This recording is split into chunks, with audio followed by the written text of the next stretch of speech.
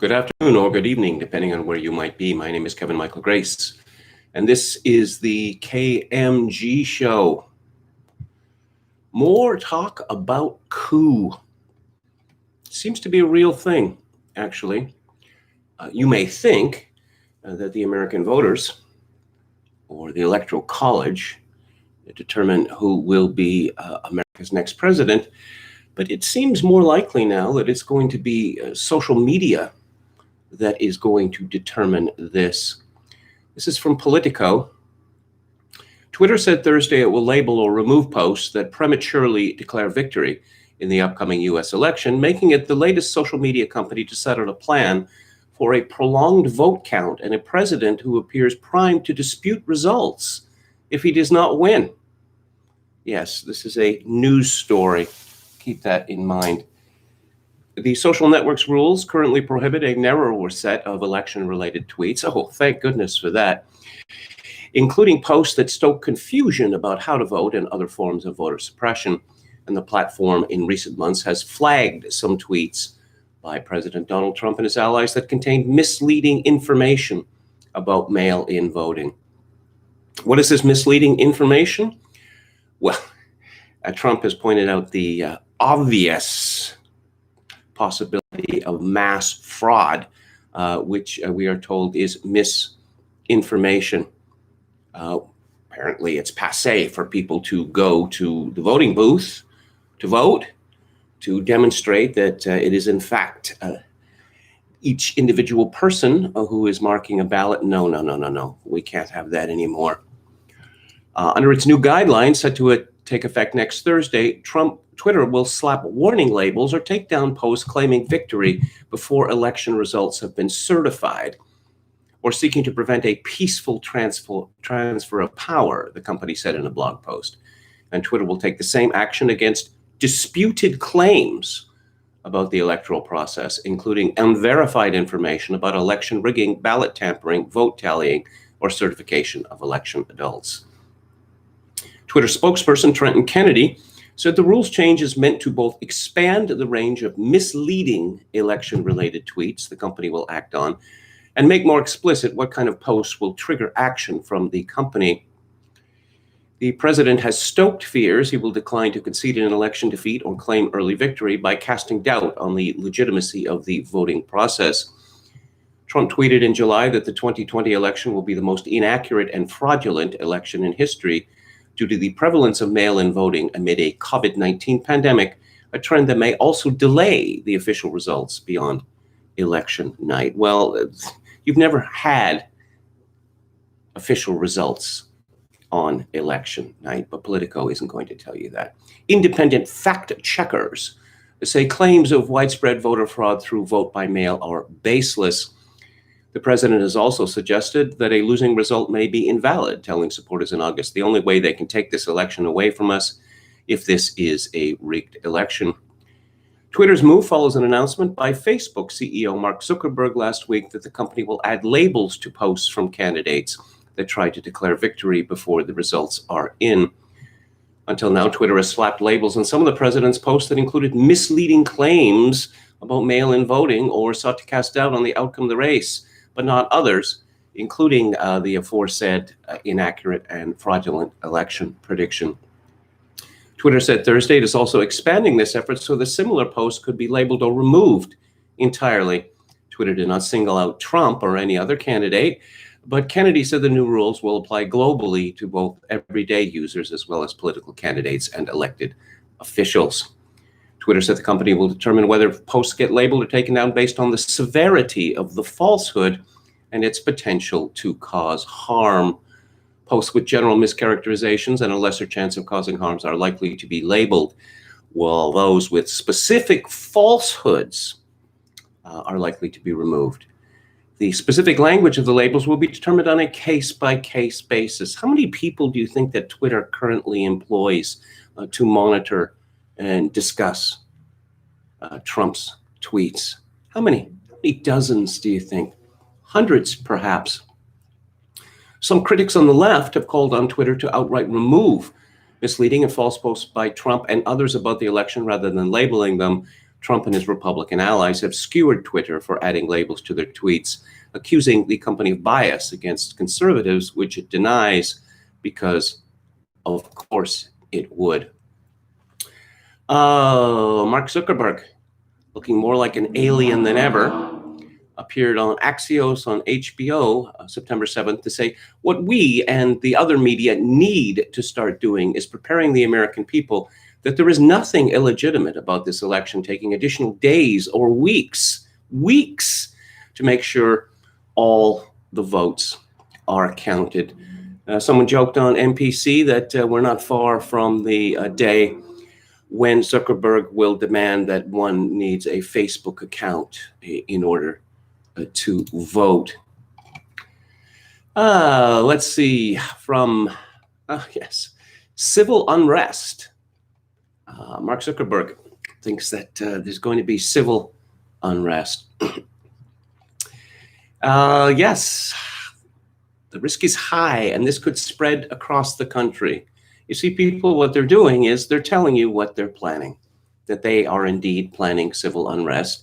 And as we learned from the wargaming performed by TIP, the Transition Integrity Project, that the only legitimate election result in their view is Joe Biden winning. That's the only one. Anything else would be illegitimate, because how could Trump win again? I mean, it's impossible. I mean, he didn't really win in 2016. You know that Putin stole the election, right? Come on, everybody knows that. It's funny that the Democrats did not include that when they were impeaching Trump earlier this year. It just got dropped. Let's see, Jim Hoft writes at Gateway Pundit, Democrats and Never Trumpers are planning massive unrest following the November 3rd election. A top Democrat data and analytics firm funded by Michael Bloomberg claimed it is highly likely Trump will win by a landslide on election night, but will ultimately lose in the following days after mail-in ballots continue to be counted. Hawkfish CEO Josh Mendelson called the Democrat mail-in voting fraud operation deployed to steal the election post-election day a red mirage in his interview with Axios on HBO. We are sounding an alarm and saying this is a very real possibility that the data is going to show on election night an incredible victory for Donald Trump.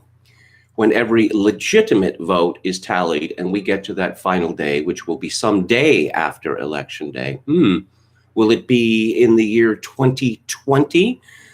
How long will this ballot harvesting be allowed to go on? Yeah, we have seen Bill and Hillary Clinton say that Biden should not concede under any circumstances. What that means is that they're going to win the election.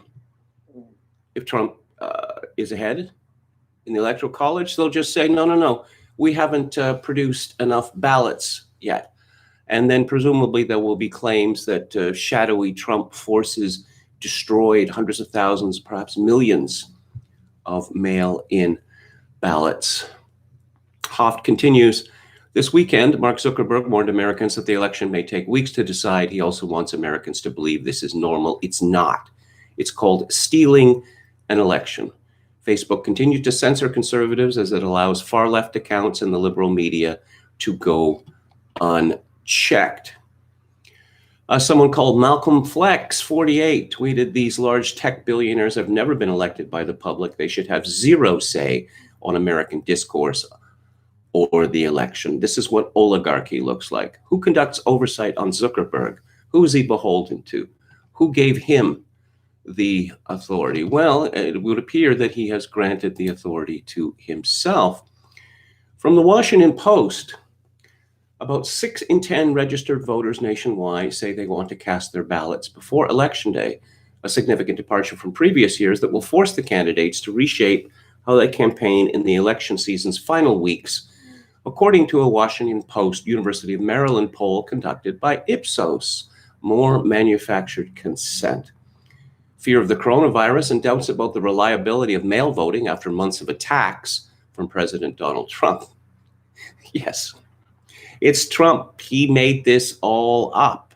It's not as if these concerns and, in fact, evidence of fraudulent mail-in voting have not been produced elsewhere. Yes, the likely surge in early voting and mail ballots will test election systems nationwide, many of which are ill-prepared to contend with an unprecedented volume of early votes or help voters who are struggling to learn the rules around mail ballots.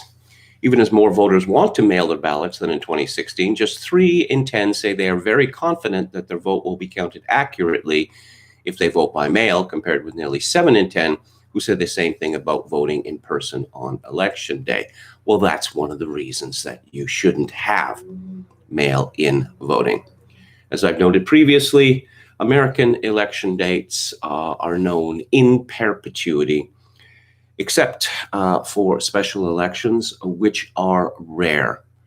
Now, I'm going to run a couple of scenarios by you.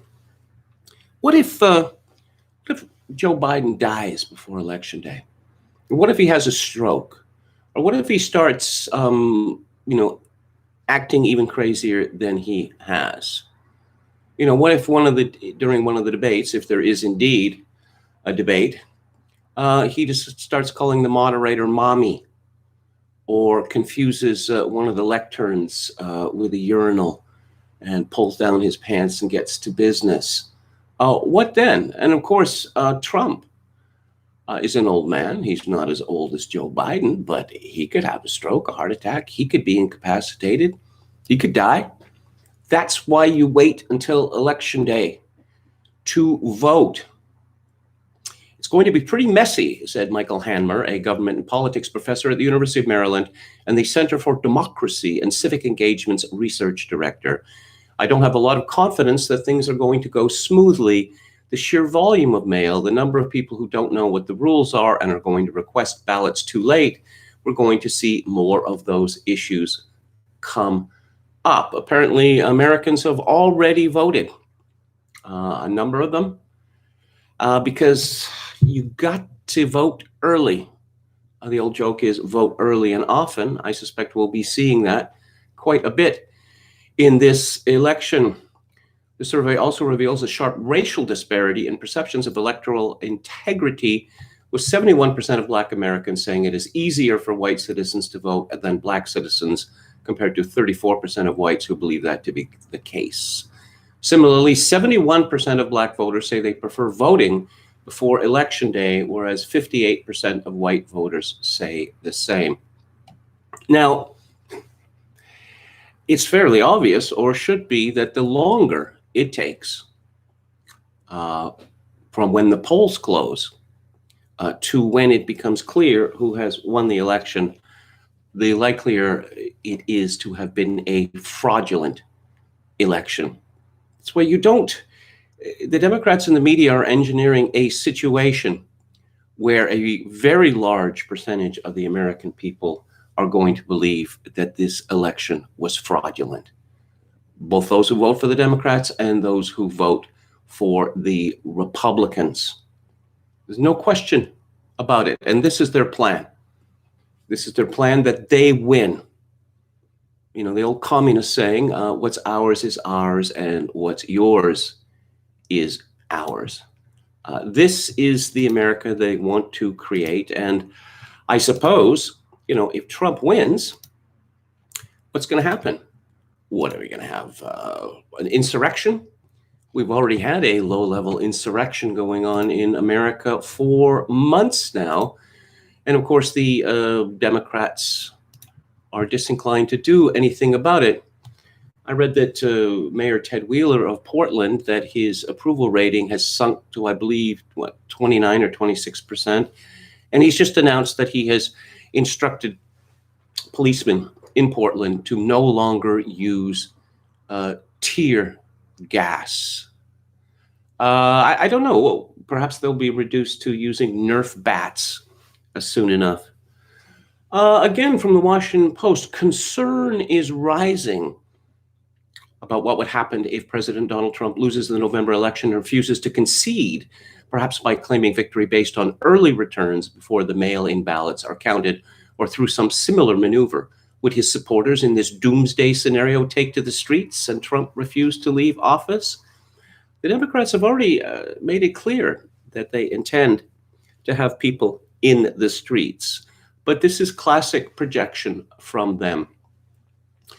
These are real worries, but there's another one that looms almost as large and gets far less attention. Would Democrats and others on the left accept the presidential results as legitimate if Trump wins? There's reason to believe they might not. And there are steps Trump and others could take now to bolster his legitimacy if he wins in November. It starts by making sure we have a fair vote. And of course, a fair vote is one where Democrats win. It's easy to come up with a scenario where Trump X out a narrow victory. That's not what the word X means, but never mind. In states like Georgia and Florida, but Democrats blame Georgia voter suppression and the fight to keep former felons from voting in Florida as the reason for Trump's victory. A democracy depends upon the losers believing the election was mostly fair and agreeing to fight another day rather than engage in protests and attempts to stop an unfairly chosen leader from serving. If one side sees the other side as consistently cheating, the very premise of democracy is undermined. This year, the grounds for Democrats to fear an illegitimate election have only increased.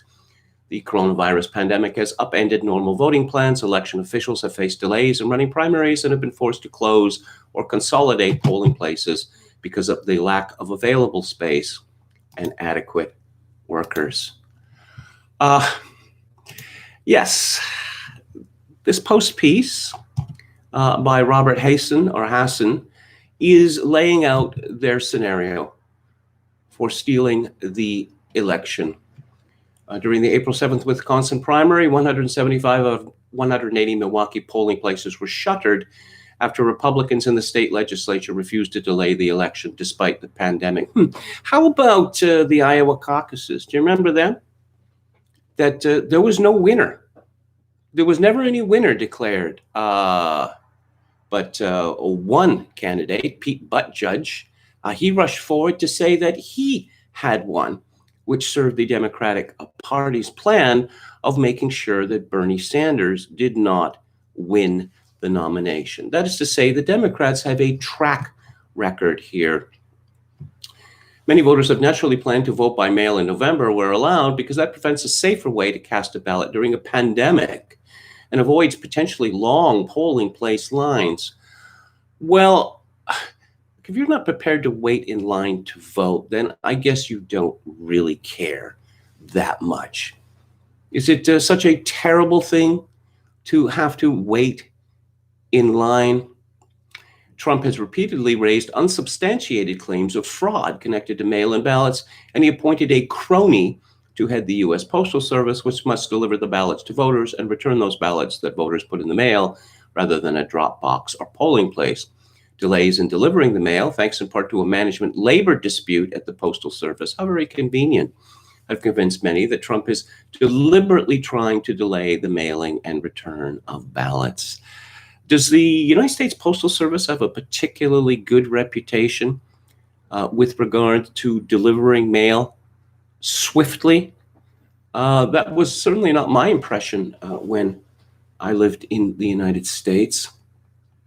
Senate Republicans have also blocked additional federal funding for safe in-person and mail-in balloting in November. Congress has appropriated only $400 million nationally for the additional costs that the virus has forced election officials to spend. The virus has forced no one to do anything. The virus is burned out now. But as we see, this is going to continue. The lockdowns and the misery are going to continue unabated. Let's see what Vox Day has to say. An observant reader notes the source of the color revolution currently taking place in the USA. You probably already know this, but if not, Michael McFaul has resurfaced again.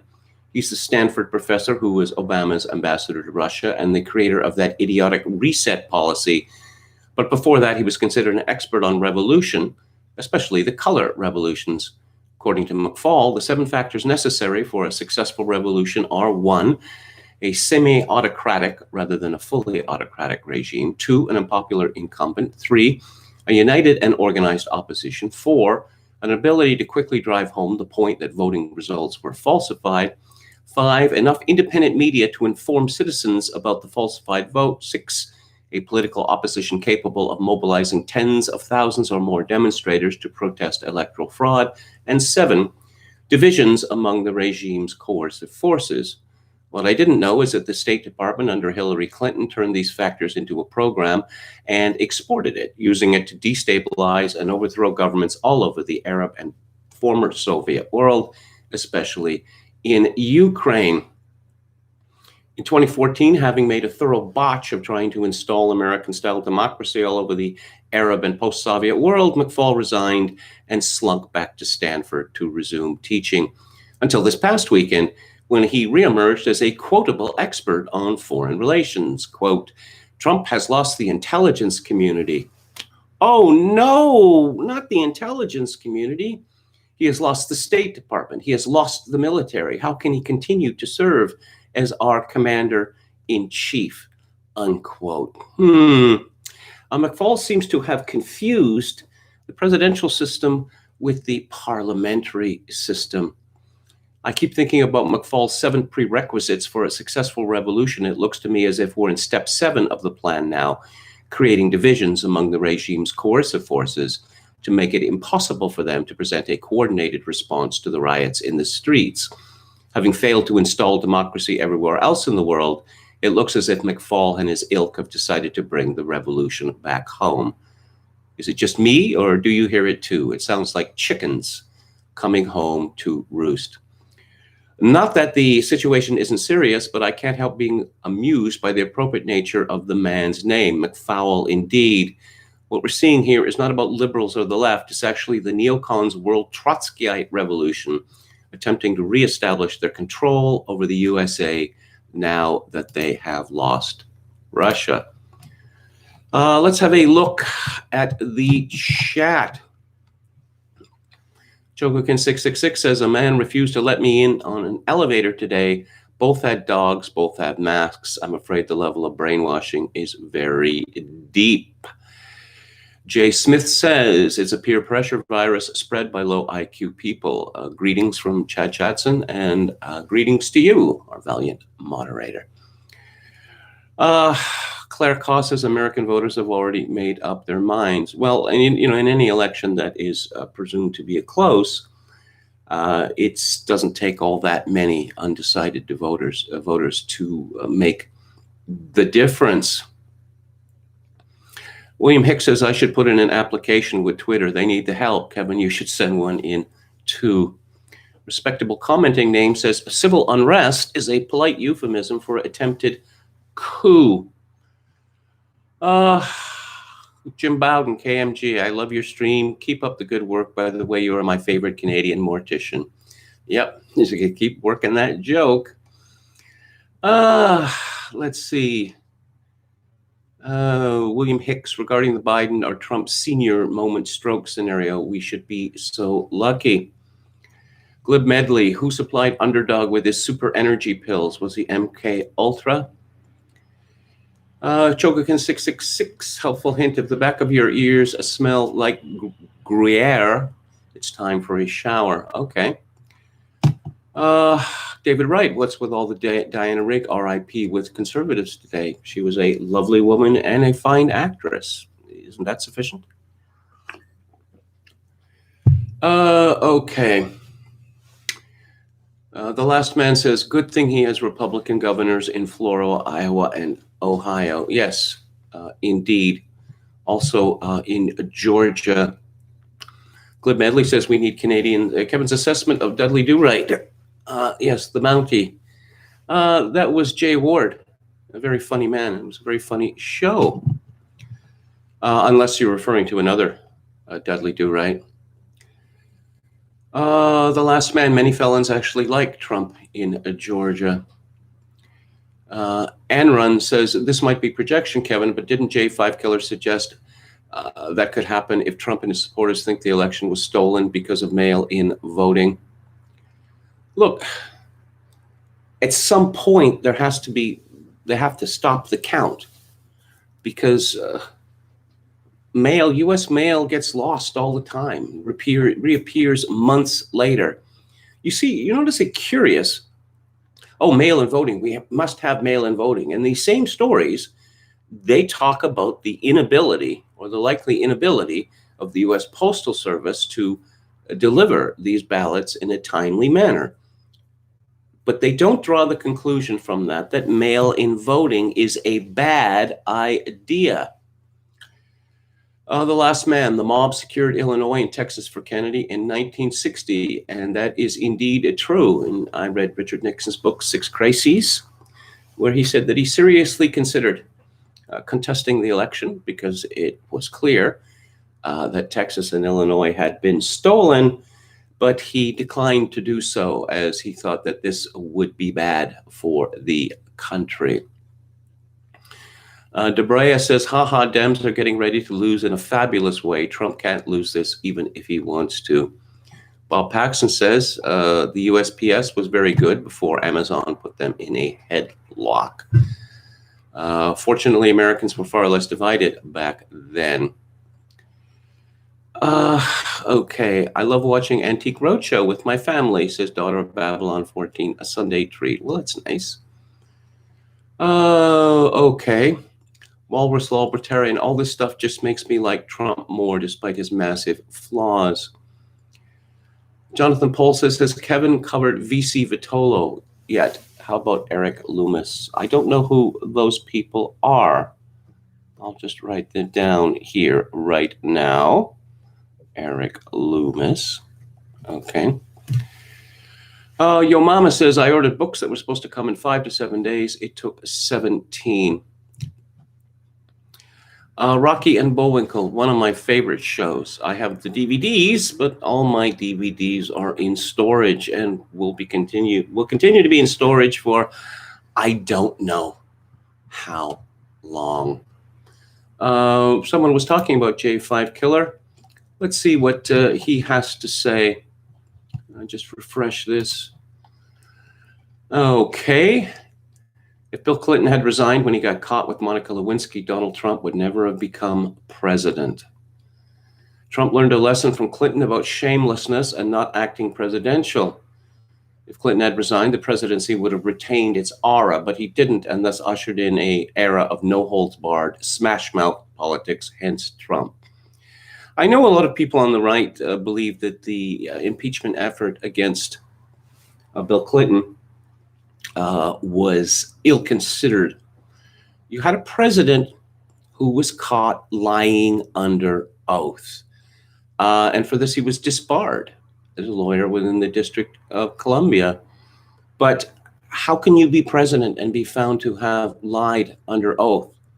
Oh, everybody lies about sex under oath. Do they? So, no. What are you going to do about it? That was the message from the Democrats. J5 Color retweeted, comfortably smug. They let Biden out of the basement for 10 minutes and his campaign is already starting to collapse. Absolutely amazing. Don't be surprised when they try to escape from having to debate Trump. Trump will eat Biden alive. J5 Killer tweeted, somebody let me know when Joe Biden has a campaign event outside the Rust Belt. If Slow Joe doesn't believe he's got a chance of winning Texas, Arizona, Nevada, North Carolina, Georgia, or Florida, why should I? Given the amount of time Joe Biden has spent campaigning in Delaware, one would think that state was in play. Well, I guess he likes to campaign from the comfort of home. Bronze Age Pervert writes, Emergency Citizens Council could be formed in Minneapolis, Portland to replace delegitimized city government. Local boomer groups, church groups, small business associations could meet in set location, get support of certain city institutions, police union, firefighters. And the purpose would be to form official institutions representing vital sectors of the city, which could then formally call on federal intervention. It would give Trump more legitimacy to end insurrection. Surprised at how flaccid the many are. Why not done yet? Soviet tactic, by the way. Local party mobilized students, others, and gave pretext for Soviet intervention. It was done for purpose of subversion, but in America now it would be legitimate. Use a less scary and less Euro name than Emergency Council if you have to. What about the complaints that megacorps are profiting from this crisis while small business is getting destroyed? True, but why aren't small business owners doing anything? By now, they should have formed a national umbrella union lobby of small businesses hurt by lockdowns. Could be very powerful. Such a national umbrella group of small businesses otherwise not represented by globalist offshoring interests like the Chamber of Commerce could be extremely powerful. In aggregate, it would be immensely rich and also have grassroots support. It could represent national capitalism. My own dream for some years is for nationalist or Trumpist unions to be formed, especially, for example, miners' unions could be part of a national union of energy resource workers, wealthy and well-funded. West Virginia miners chapter could be mobilized for mass protests in D.C. J5 Keller declares, if you're not a happy warrior, you're wrong. You've got to love the fight, even if you lose. And if you lose, take your lumps like a man. Don't let them see you whining. That's shameful. Take this to the bank. By Monday, the fake Trump killed people with COVID attack by Dems and media will have boomeranged so spectacularly that most American voters will be blaming them for the COVID failures. One of Trump's superpowers is counterpunching like a boss. The New York Post has a story, Inside the Privileged Lives of Protesters Busted for Rioting in Manhattan, as well as a story, salon owner is closing her shop after backlash over Pelosi visit. Yes, the rules are pretty strict in the People's Republic of San Francisco. The so-called revolutionaries who were busted for rioting at a new African Black Panther Party rally took a break from their yacht club lives and modeling careers to be part of the mayhem. The 7 comrades, including wealthy Upper East Sider Clara Grabber, had their mugshots tweeted out by the NYPD early Wednesday, days after their arrests for smashing storefront windows in the Flatiron District. They were cuffed during a protest organized by the Panthers and the Revolutionary Abolitionist Movement groups condemning the death of Daniel Prude, who was killed while in custody of the Rochester Police Department in March.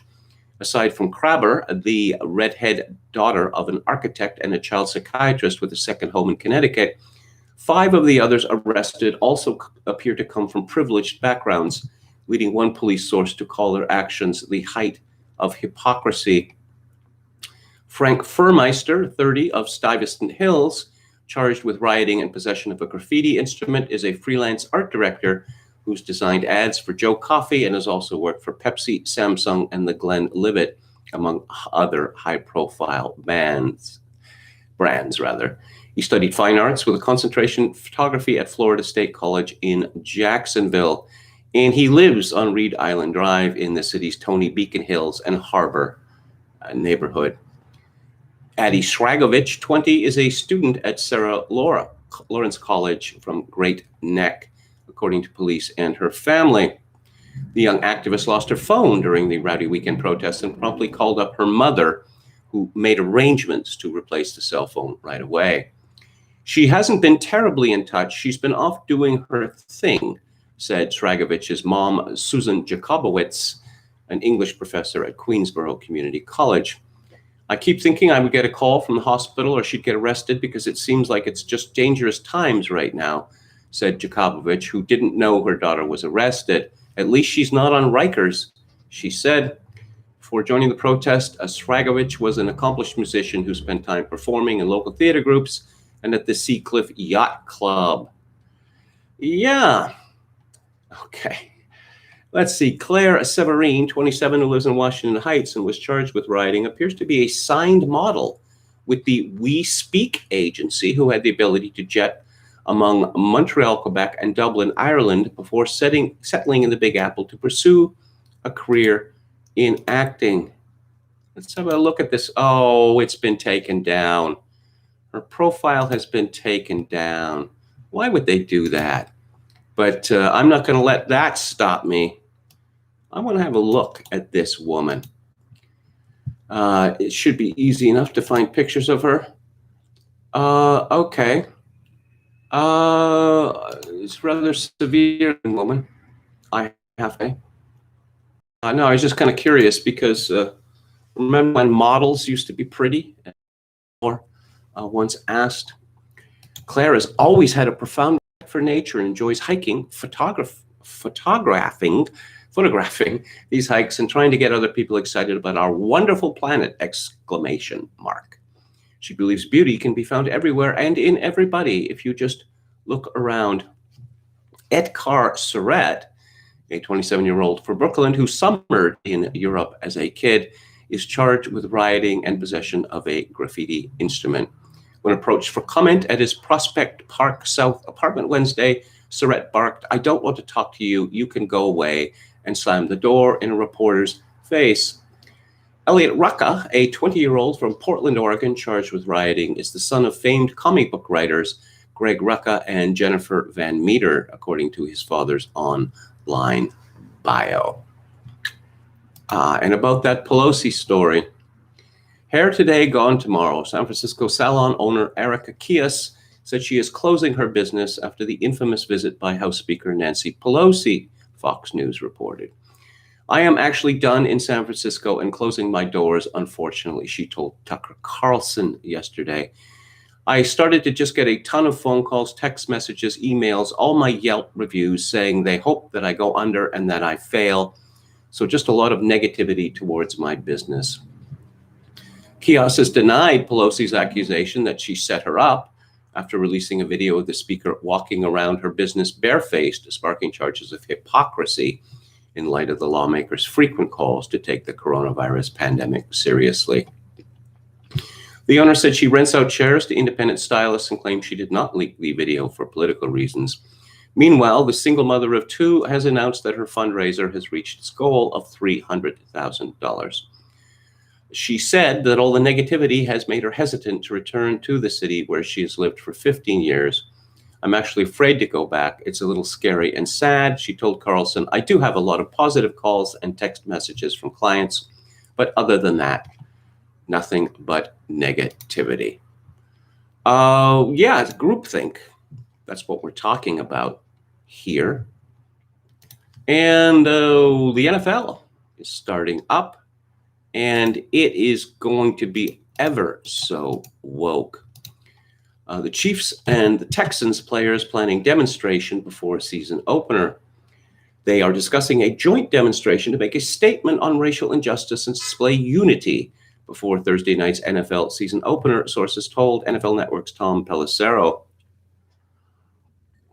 One possible idea includes both teams staying in their locker rooms during the national anthem.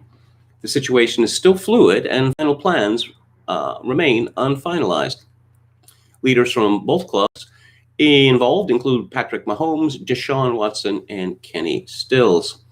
The NFL plans to implement more content addressing social and racial justice to its Week 1 slate this season and is encouraging players to use their voices. Several teams canceled training camp practices last month in protest of the shooting of Jacob Blake by police in Kenosha, August 23rd. Players have been vocal in demonstrations since the incident, and a few prominent Black players discussed sitting out a game to force actions. Apparently, what are they going? They're going to be playing "Lift Every Heart and Sing," which I learned this year is the unofficial Black national anthem. I'm sure this was news to a great many people, including a great many Black people. But no, it is going to become sort of a rival national anthem, at least for the NFL. Oh, yeah. Boris Johnson. Mad Boris Johnson. According to the Mail, he admits his new COVID marshals won't be able to arrest people or issue fines and can be volunteers, as baffled police say they have no idea what their role is. Boris Johnson's much derided COVID marshals are already up and running in towns across the UK, but critics have been left baffled by what the new role entails. In his downbeat address to the nation last night, the PM announced his new army of COVID-secure marshals will be out in force to catch anyone breaking the rules. But Ken Marsh, chairman of the Metropolitan Police Federation, said rank-and-file officers have been left absolutely baffled by what the marshals will actually do. The marshals will have no formal powers to make an arrest and must be paid for by local authorities. They will break up groups of more than 6 in town centers, but must alert police if fines needed to be handed out. Marsh said, any help is good help. What I'd like to understand is what actually is their role. What are we asking them to do? Because if they don't actually have any powers, you know what Joe Public will do very quickly. When the stick needs to be wielded, then you need to have the ability to wield it. Yes. Apparently, there's 2 classes of crime now. There is the COVID crime, and there's all the rest of the crime. COVID crime is very important and must be dealt with ruthlessly. All the rest of it, not so important because of systemic racism, etc., etc. The marshals will be recruited by councils to step up enforcement, patrolling town centers, parks, shopping centers, and train stations, issuing advice and encouraging groups to break up. This sounds like an exceedingly dangerous job. Who would want this job? I'm going to predict that it's going to be very unpleasant for these people. Johnson warned that they will also check up on pubs and restaurants to make sure social distancing rules are being followed. Yeah, going in and annoying a large number of drunk people does not seem like a good idea to me. Oh, yes, more. The Daily Mail had a lot of fun with this. In fact, people in Britain are having a lot of fun. I suppose the obvious comparison to Dad's Army has been made repeatedly. The worst sort of busybodies plan for COVID-secure marshals who will enforce rules on social gatherings sparks fear of an army of power-hungry snoopers. Many ridiculed the idea, comparing them to popular bumbling TV characters. Yes, I suppose ridicule is all well and good, but direct action would be more to the point. Some councils already have marshals who go to busy areas and give advice if people are not social distancing. Police have the power to arrest rule breakers if needed, as well as fining them £100, which will then double on each repeat offense up to £3,200. Yes, and there's a bunch of pictures here, including what Gareth from the original Office, his popular choice, Chief Wiggum. Yeah, one of the, let's say, a mentally challenged person from the Scream series, or yeah. Yeah, lots and lots of mockery. But that's as far as the rebellion goes. We have heard, again, from Professor Neil Ferguson, who is not a physician. He is not an epidemiologist. His doctorate is in theoretical physics. But he is defending his famous model, his famous black box from Lockdown Skeptics. A couple of days ago, Ferguson posted a comment on the GitHub thread that started when someone asked Imperial College to publish the original source code used to power the epidemiological model in Report 9. Ooh, the cheek. As readers will recall, that was Imperial March 16th paper warning the government that if it didn't replace its mitigation strategy with a suppression strategy, 250,000 people would die. Many people have raised doubts about that code, including the ex-Google software engineer known as Sue Denham, who has posted several critiques on Lockdown Skeptics. Rather unexpectedly, Ferguson jumped into the thread on Tuesday to defend his work. Quote, another academic group has independently exactly replicated the Report 9 results using the original code and input files as part of the Royal Society RAMP initiative. They're preparing a paper on their analysis, which should be out in the next month or two. For those who believe that discovering a fatal flaw in this code might bring the scientific support for lockdown tumbling down, I'm sorry to break it to you that the other, notably LSHTM academic groups informing SAGE in March, use completely different models to reach nearly identical conclusions to our Report 9. The key conclusion that severe social distancing measures were required to prevent health systems from being overwhelmed hinged only on estimates of R0 doubling time, hospitalization rates, and IFR mortality risk. Given those estimates, any epidemic model would give basically the same conclusions we reached. We asked Sue Denham to respond. Well, this comment by Ferguson demonstrates how epidemiology has become so corrupted. As we've seen before, at some point, epidemiologists started to find success for their predictions as matches what other epidemiologists predict, instead of matches reality. This probably occurred because their theories are incomplete and produce predictions that deviate significantly from what really happens. See BSE, foot and mouth disease, Zika, and COVID. But it seems nobody knows how to improve them. Dangerous virus outbreaks are rare and experiments can't be conducted, so there are few opportunities to refine the theories. Rather than admit defeat and switch to doing something else until new ideas emerge, epidemiologists have developed a series of highly evolved but wrong arguments as to why they are doing useful work. Ferguson states, the fatal flaw argument. The characteristics of the interpretation, the characteristics of SARS-CoV-2 mean that extreme measures are likely required to bring the epidemic under control and to prevent very large numbers of deaths and an excess of demand on hospital beds. That is indeed a nearly identical conclusion.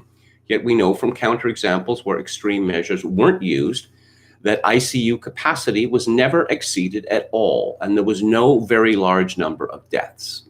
Sweden, say. So this paper is just as scientifically invalid as Ferguson's was. It actually reinforces the point that there is no scientific support for lockdown, only pseudo-scientific support using non-validated models and theories that were disproven over the summer.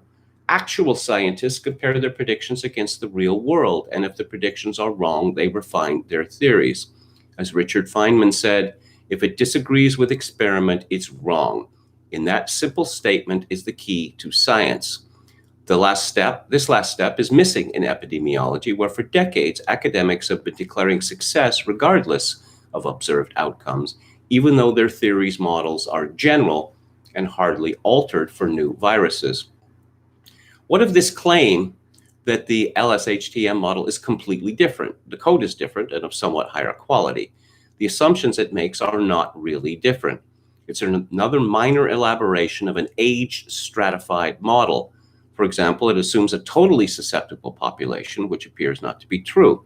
Indeed, the idea that SARS-CoV-2 is novel seems to be at the root of many of the incorrect decisions to lockdown. Ferguson finishes by saying the key conclusion hinged only on estimates of RO doubling time, hospitalization rates, and IFR. This is a surprising assertion. Rephrased, his conclusions could have been worked out on the back of a napkin, as any model would give the same conclusion given just 3 variables. Therefore, it didn't require 15,000 lines of code or any particular expertise to do his job. Literally any model would agree. He also seems to be disclaiming responsibility for the correctness of the data he uses. If predictions don't reliably follow from theories in a reproducible way, or if they never update theories in response to failed predictions, the work they are doing is not scientific and should not be treated by governments as such. Well, it seems unlikely that governments will hold academics to account this year by blowing off basic methodological failures in such a visible way. The scientific community are setting themselves up for a major reckoning in future. Trust in scientists have fallen significantly over the summer.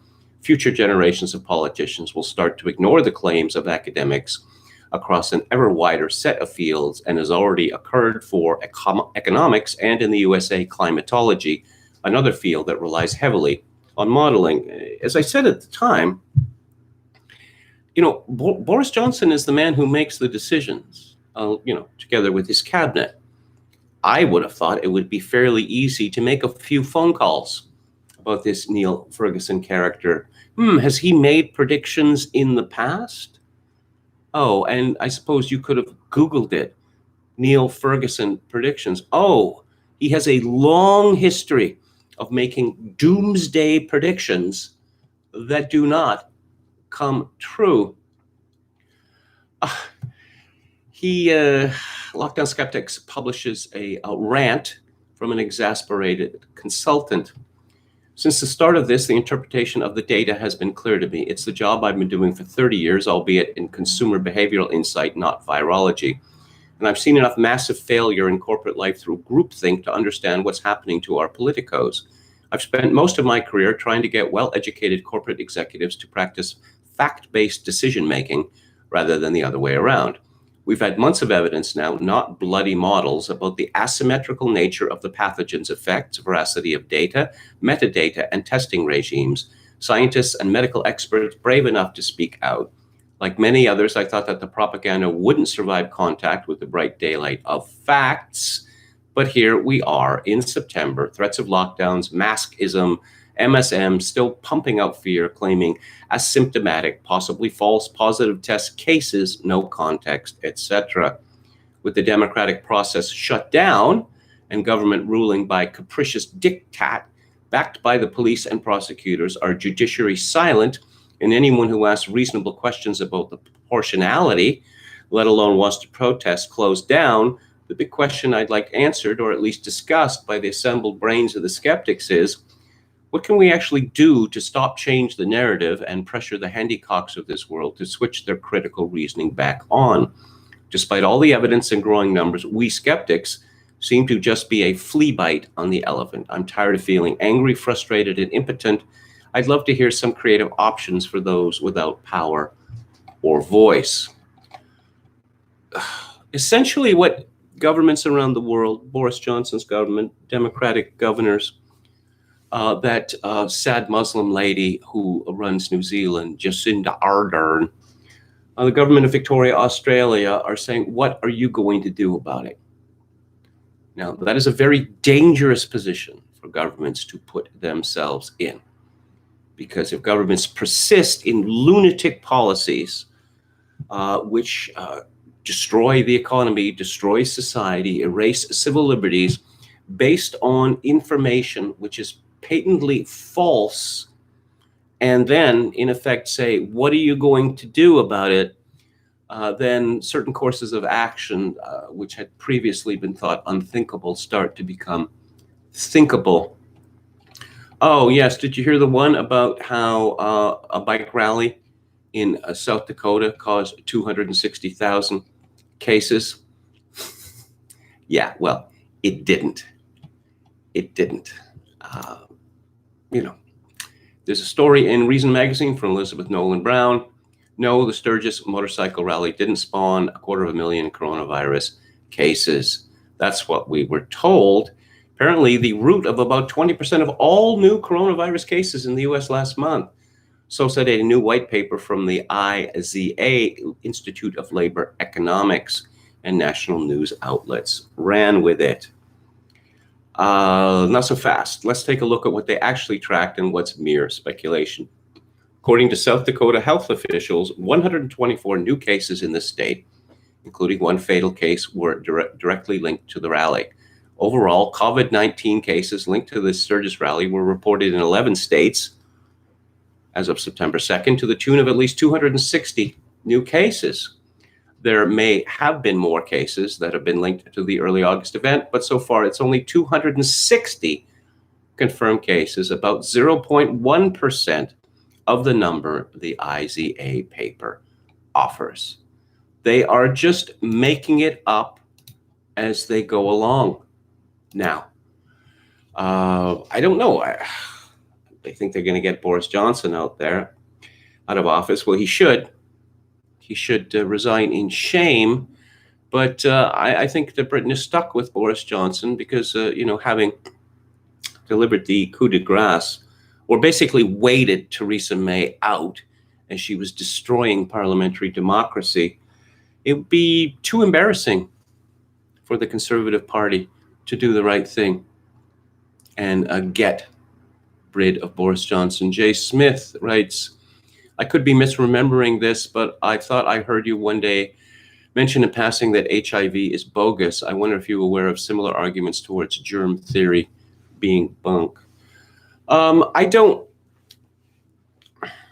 been very impressed by the work that was done on this by Peter Duesberg and the journalistic work of, say, Tom Bethel, to give one example. To keep it short, essentially how the HIV virus is supposed to act is not how viruses act. And Tom Bethel traced this to a preoccupation which began in the 1970s, that cancer was the result of a virus. Viruses hit fast and hard. As to germ theory, I can't say that I have any opinions on this, but I will definitely look this up. I mentioned this before, but scientists using, experts told us for decades something that was untrue and very bad for us, that we shouldn't be eating fat. No, need to get rid of fat. Essentially, Americans have replaced fat with sugar with disastrous consequences. But do you see any of these people who are warning us about fat going back to the 1950s? Their reputations being destroyed as a result of this. YT says, all day today, I saw maybe 15, 20 people. This is the state's capital. Wearing masks. Masks are worn, but only inside establishments. Bob Paxton Sturgis had corona cases. Portland Antifa, not so much. Funny how that works. Tom Anderson, BLM rallies, thousands of people packed into the streets. No COVID risk. Bike rally, extreme COVID risk. I was told there was a barely there BLM protest in Cheyenne. I don't know. I suppose it depends on how hip Cheyenne has become. Let's see. Okay. All right. Okay. Lots of talk about Luke Ford. Okay. Tom Anderson, demographics are destiny, as they say. The ethnic breakdown of children in America is looking very brown. Justin Proto, the same upper crust in every revolution. Lenin was the son of a low-level aristocrat. If there's any justice, these pampered revolutionaries will be sentenced to split rocks for years. Yes, exemplary sentences. That's what are required. Tom Anderson says, KMG, when will people realize that America is over? I don't think that America is over. Well, one of the reasons being is this intersectionality. It leads to the war of all against all. And obviously the war of all against all cannot be sustained. Debrea says, Dems lost all cities is over. Frustration for a few months and things will turn out pretty good. Trump will get the Nobel for peace and a good time to be alive. That would be hilarious, wouldn't it? That will be hilarious. Yes, I'm appearing on Ethan Ralph's Kill Stream later tonight. Okay. William Hicks says, Clinton sought a ruling from the Supreme Court on the deposition and lost 9-0. Then he perjured himself. House Republicans had no choice. The House had to uphold the authority of the court against the executive. Jay Smith says, for germ theory, start with the name Stefan Lanka and the fact that he put 100,000 Deutschmarks to anyone who could prove germ theory, and 2 Supreme Courts decided no evidence for it. Well, that is certainly fascinating. Okay, what are we going to talk about now? Oh, yes. Boris Johnson, who is, how many crazy things does a politician have to do before everyone says that he's mad? He doesn't look mad. Do you remember Tony Blair? How he looked deranged? His eyes just didn't match the rest of his face. He just had this haunted look. Armando Iannucci made fun of this, that he always looked as if he feared that there was some sort of a ghost or something like that creeping up on him. Operation Moonshot, the Sun reports, $100 billion plan could see entire UK population tested for coronavirus in just a week.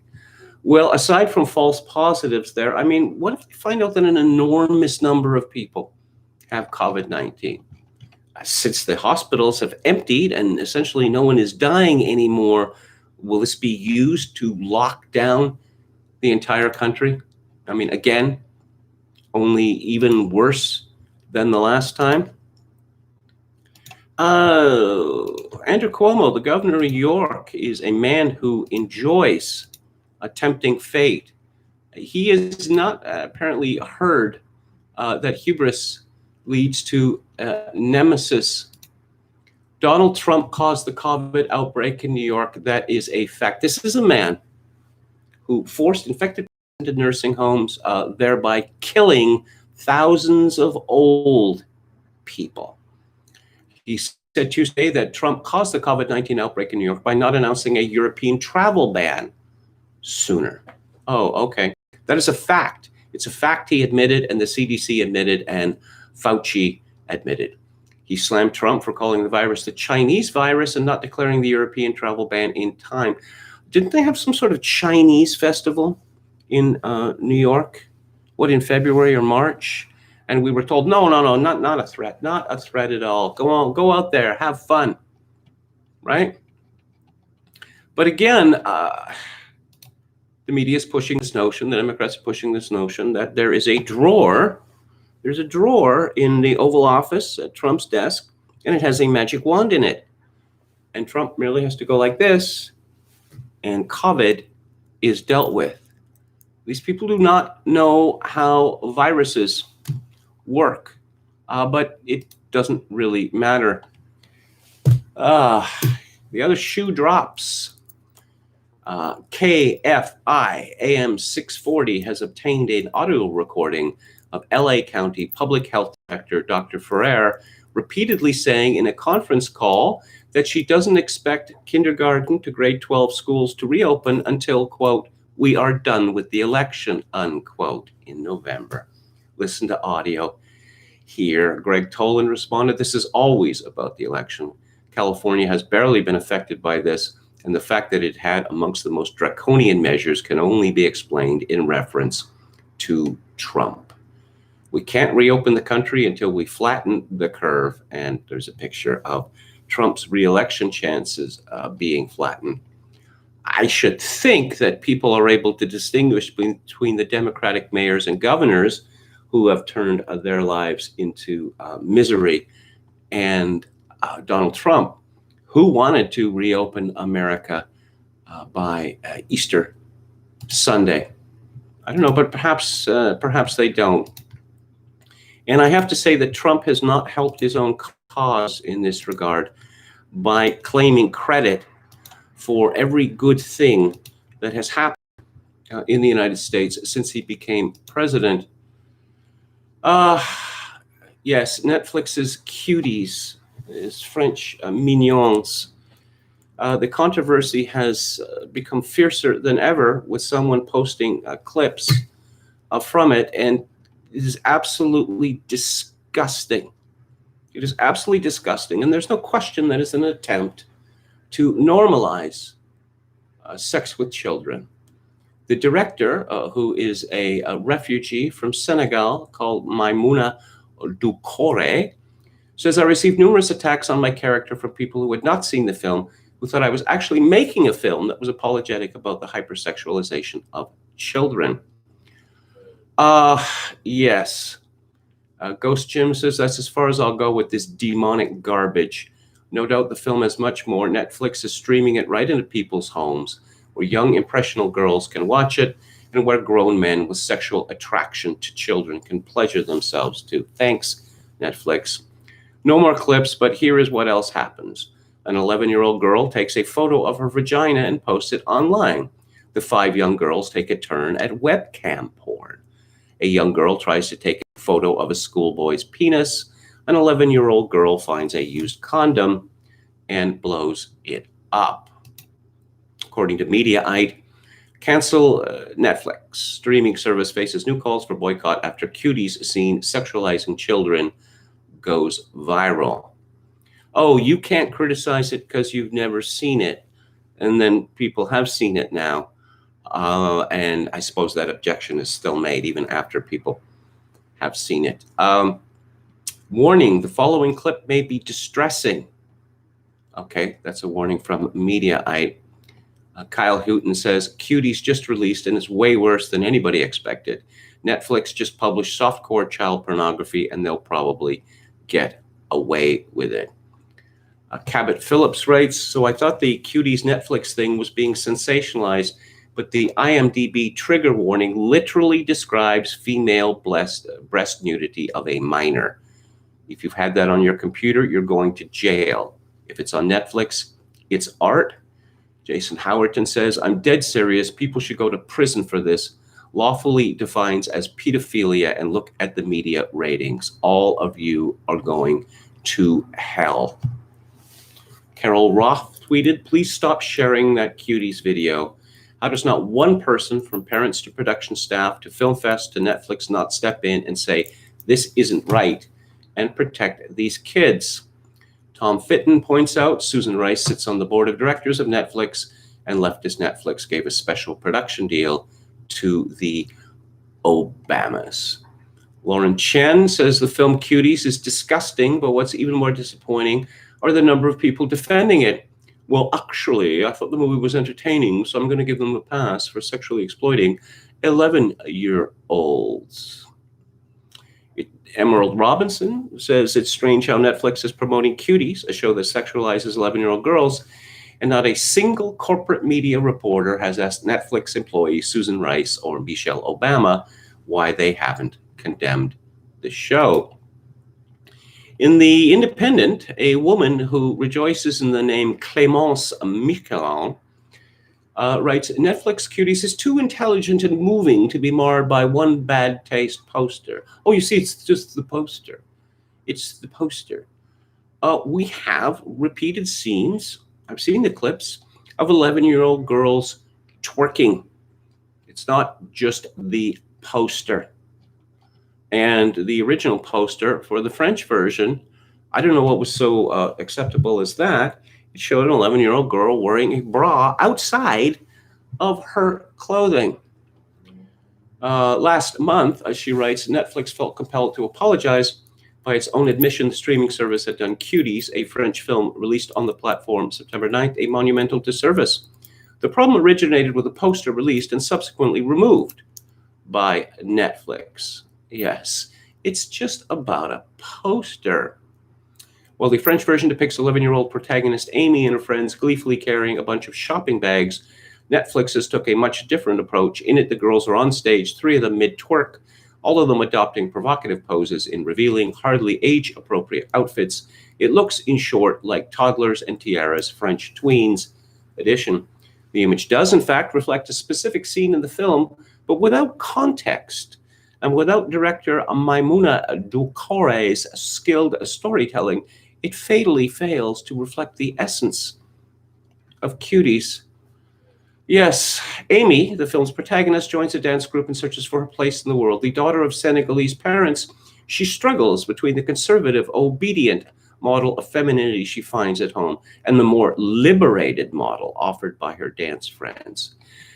Yeah, those Senegalese with their conservative morals, they need to be shown some sense, because you can't be popular as an 11-year-old girl in France if you don't look and act like a whore.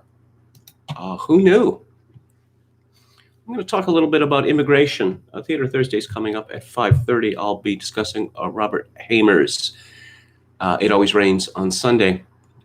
There's a columnist, he actually was the former editor of the Toronto Sun, named Laurie Goldstein. He's generally a very sensible fellow, but there are certain things that are not allowed to be stated in the Canadian media. Can't talk about race unless you are talking about how horrible Black people have it in Canada, or if you want to praise the non-existent contributions of Black people to the formation of Canada or to Canadian culture. Why gun violence in Toronto keeps getting worse. The simplest way to illustrate skyrocketing gun violence in Toronto since police street checks, aka carding, was banned, and the service's Toronto anti-violence intervention strategy was gutted is this. After Toronto's Summer of the Gun in 2005, when TAVIS was created and street checks were ramped up, and 2014, when both initiatives were dramatically cut back prior to being scrapped, shootings in Toronto dropped by 32% from 262 in 2015 to 177 in 2014. During the same period, the number of people wounded and killed in these shootings dropped by 55%. But since 2014, after which street checks were abandoned and TAVIS's funding was cut in 2015 before being disbanded in early 2017, shootings increased by 178% between 2014 and 2019, from 177 in 2014 and 492 last year. Injuries and deaths from shootings increased 176% from 103 in 2014 to 284 last year. So far this year, shootings are up 16% from last year's record pace to 335. So it's all a question of police policy, apparently. But why did the number of shootings explode in the first place? There is a word that does not appear in Lori Goldstein's column, and that word is immigration. Toronto is now a majority-minority city. Toronto is now full of what are euphemistically referred to as gangs. And we know what that means, but we don't want to talk about it, because this would suggest that Canada's immigration policy, which prioritized, which still does prioritize, family reunification, it means that whole villages, whole blocks have been translated from countries such as Jamaica and Haiti to Toronto and Montreal, with the results that we can now all see. Just the kind of absolute craziness that Steve Saylor decried in his Tackies column last week, a week or two ago in Toronto. Someone emptied a pistol into a group of people at a bakery, wounding 6 people, killing one of them. And we know who commits those sort of crimes. But no, we need more of it. We need ever more diversity, and we need to apologize even harder for what a horrible country Canada has been since its inception. Canada was a very peaceful country, actually. Before, in 1967, it was decided that we had to ape the United States' Hart-Celler Act and elect a new people, as Peter Brimelow likes to say, quoting Bertolt Brecht. Immigrants have to live somewhere, and there are a few places where they prefer to live rather than others. In big cities such as Vancouver, Montreal, Toronto. The result of that in Vancouver has been house prices which are absolutely shocking, and people moving out of Vancouver because they can't afford to live there, moving further and further and further and further out into the suburbs. One would think that environmentalists, would be against this, because if you look at what they call the Lower Mainland, it has been pretty much paved over from Squamish to the U.S. border. There's a story in the American Sun by Lamprey Melt, China, Real Estate, and COVID-19. I would like to share some insights regarding the diaspora of capital flight from China, as well as the transformation of real estate market during the COVID-19 era. Let's not fool ourselves. What, after all, was Donald Trump's profession before his ascension to the presidency? It shouldn't be a surprise to anyone that real estate prices have shot to stratospheric levels since Trump took office, even with tens of millions of people currently unemployed. Sadly, more and more tent cities have popped up across America, and an entire generation has been prevented from joining the property-owning class. We see housing, whether it be through taxes, rents, mortgages, and urban planning, as a way to extrapolate every dollar out of what's left of the American middle class, One of the main drivers of this process is mainland China's wealth purchasing land in the United States. While overseas residential real estate purchases climbed steadily between 2011 and 2017, peaking at 153 billion in March 2017, the number of foreigners purchasing houses in the US plummeted by 31% between April 2018 and March 2019. In that period, foreign buyers purchased 183,100 properties valued at about 78 billion, down from 267,000 properties valued at 121 billion in the previous 12-month stretch. This does not include foreign cash buyers, as there are no statistics on this trend, only guesstimates. The objective from our techno-oligarchs appears to be to extract money from China by any means, and will happily buy at the peak of a housing bubble, causing a bigger gap between the haves and have-nots. To the Chinese, ownership of real estate is appealing because it confers status. But another reason for Chinese citizens to pursue home ownership stems from their general distrust in the stability of the yuan and a safeguard against inflation. The Han people tend to believe that the US dollar is a much safer bet. So if there is a way to move cash into assets like real estate, and Western nations encourage it with such things like the EB-5 visa and smurfing, why wouldn't they take advantage of such an opportunity? Recently, the CCP clamped down on such capital flight, but the damage has already been done. Chinese citizens have bought up residences in the United States and Canada, see the Vancouver model, as well as Cambodia's Kampong Song province, where the currency is pegged to the United States dollar, in Sydney, Australia, and in Pakistan's port city of Karachi. These locations that are considered either politically stable are located in municipalities which retain strong property rights or are situated in regions generally free from natural disasters, making them prudent investments. The well-known ghost cities in China are projects that help the less well-off or well-connected obtain a piece of the dream of owning real estate. To help fuel China's already inflated GDP, Xi Jinping encouraged a nationwide construction binge in conjunction with the One Belt, One Road. As a result, developers overextended themselves, leading to the construction of over 7 billion square meters of unfinished floor face. In the West, the concept of if you build it, they will come is foreign, but in China, they love to flaunt their vacant properties, and if they don't come, they will be forced to. Yes. I used to laugh when visiting these ghost buildings in second-tier cities in Thailand and outskirts of Phnom Penh, where there would be dummy models of a Dunkin' Donuts or a Louis Vuitton in commercial space. But in Asia, they see future potential, letting their imaginations run wild of untold fortunes, or as I like to say sarcastically, lucky, lucky 777 gold fortune horse. Good. In China, land is not owned, but leased. Property value is mostly based on the years left on the lease. I tell you what happened in Canada, in Vancouver particularly. People would sell, let's go back to the 1980s, say. People would sell an apartment in Hong Kong for, say, $1 million. And they would take this money to Canada. And they would buy a house for, say, $500,000.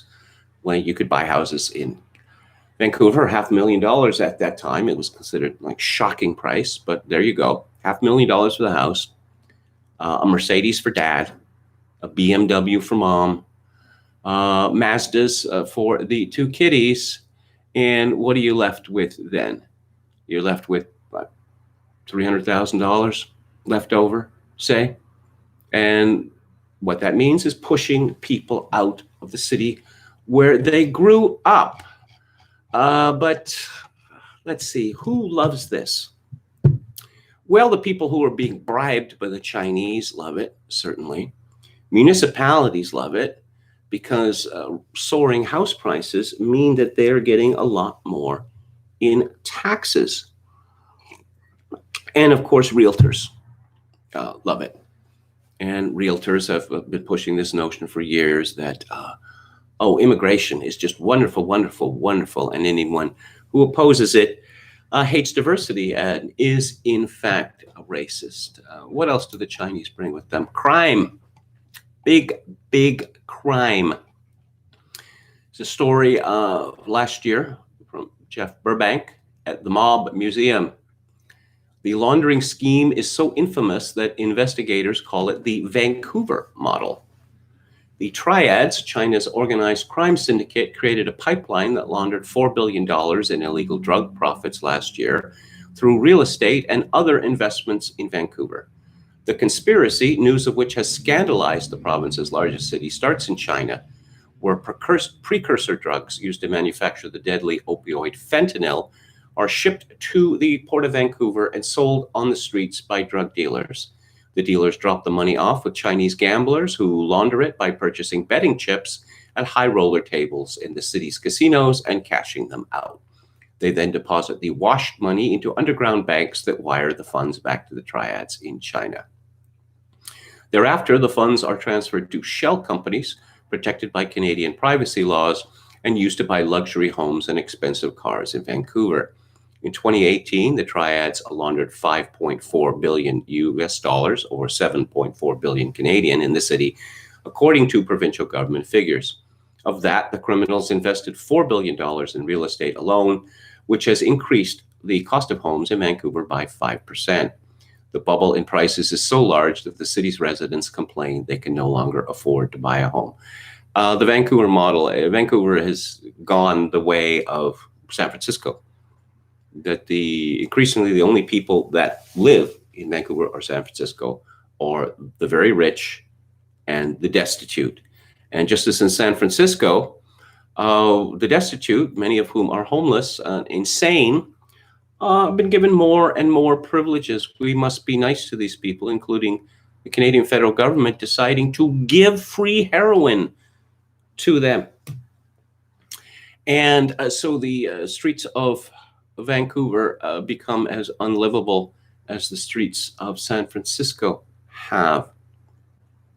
David Eby, British Columbia's Attorney General, uncovered a great number of cases of real estate bought thanks to laundered money going back years. A person claiming to be a student purchased 15 condominiums in one building in Vancouver in 2001 for $2.1 million, and the units would sell today for $8.1 million.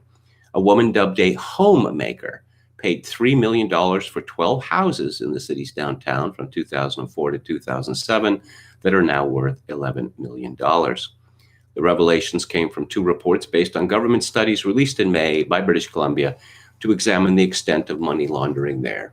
One of the studies, announced by former Provincial Attorney General Maureen Maloney, determined that the problem is nationwide. Organized crime washed an estimated $34.8 billion within Canada in 2018. Most of it came through Ontario, Alberta, and the Prairie provinces, as well as British Columbia. The source of the drug money that starts the Triads laundering process is Guangdong, China's most populous and richest province, with more resident billionaires than anywhere in the country, located along the South China Sea. Near the financial center of Hong Kong and China's casino capital of Macau, Guangdong is ripe for exchanging money overseas. It's also the location of chemical factories that manufacture the synthetic opioid fentanyl and chemical precursors used to make the dangerous and addictive drugs. The narcotics are smuggled from Guangdong to Vancouver by the Triads, who have had a foothold in Vancouver since the 1990s. One method of hiding drug money is to transmit it to an offshore bank. A Triad member obtains a legitimate loan from the bank to buy real estate. A straw man or stand-in buyer then purchases a luxury home or condo at a much higher reported price than the one paid by the Triad member, who makes a bigger profit. In the process, real estate values in Vancouver are inflated. Meanwhile, seizures of Chinese-made fentanyl by Canadian authorities increased by almost 3 times in 2016 to 2017 compared to 2014. In 2017, of the more than 1,400 people who died of drug overdoses in BC, about 80% had used fentanyl by itself or mixed with other drugs. Right now, in Vancouver, every month, but as many people are dying every month as have died total from COVID-19. And, I guess it would be just impossible to look at China's predatory actions against Canada are simply ignored. And why is that?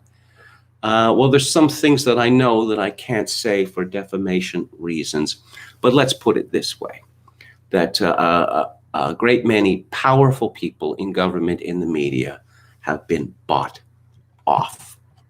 It's that simple. And of course, to complain about this, of course, is to be a racist. And that is the worst thing in the world. I've mentioned this woman, Lisa Van Dusen, who I believe is a relation of mine.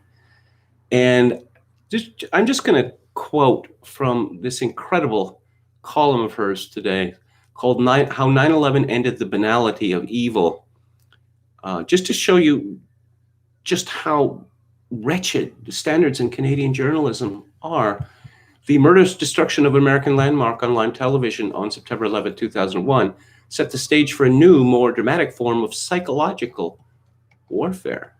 Okay, here we go. Last two paras.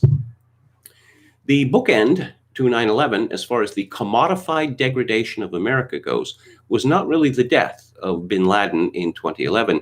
It is the previously unthinkable circus the world is witnessing now, as an impeached, toxic, preposterous, and perpetually self-immolating president avails himself of all the elements of a post-9/11 democracy degradation, including a completely contrived vacuum of consequence to compete for an otherwise wholly implausible second term. 19 years later, amid the transformation of the United States into a besieged propaganda battleground, those who stand to benefit so tremendously from a previously unthinkable outcome have been doubling down on shock and awe with banality, if not evil, a speck in the wing mirror of history. I challenge anyone to inform me what that is supposed to mean. We learned that Lisa Van Dusen is associate editor of Policy Magazine and a columnist for the Hill Times. She was Washington bureau chief for Sun Media, international writer for Peter Jennings at ABC News, and an editor at AP in New York and UPI in Washington. It's just absolute gibberish. Policy is it's a deep state publication, is what it is. And the Kielburgers. I suppose you Americans have not heard of the Kielburgers. I have to be very careful what I say about them because they're very litigious. They became famous, or Craig Kielburger became famous when he was 12 years old, lecturing the world on this and that. And they have this charity, the We Charity, which is, I suppose, best known for holding these Me to We events, essentially where a bunch of adults suck up to children by telling them that you have to change the world and don't wait till you're older, say when you might have more experience or better judgment. No, it has to be done now. This charity was given a non-tendered contract for a crazy program for Canadian youth. And it all fell apart. And then it turns out that the finance minister's daughter was working for this charity. That the prime minister's mother, who is a crazy person and is thus an expert on being crazy and gives talks about being crazy, was given, $500,000 in fees and expenses by this charity. And the prime minister's brother was given thousands of dollars in fees by this charity.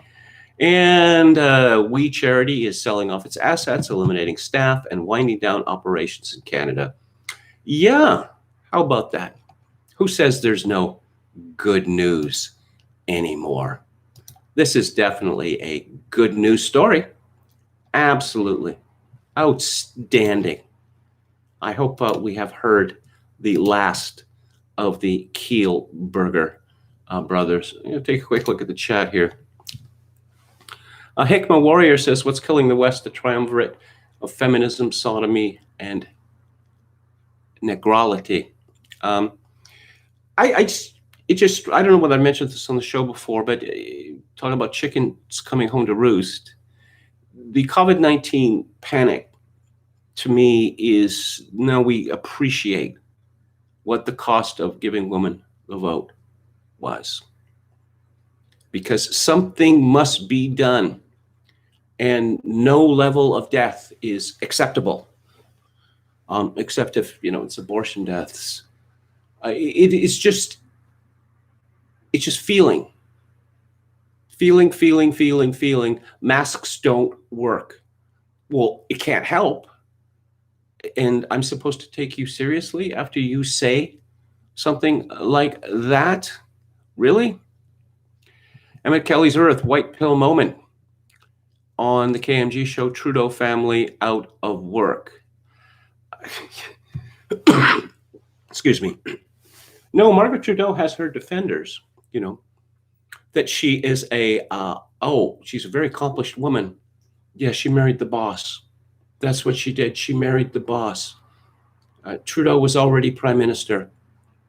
When he met her on a beach in Fiji, and I don't know why he didn't get the RCMP to vet this woman, because believe me, she was notorious in Vancouver, absolutely notorious.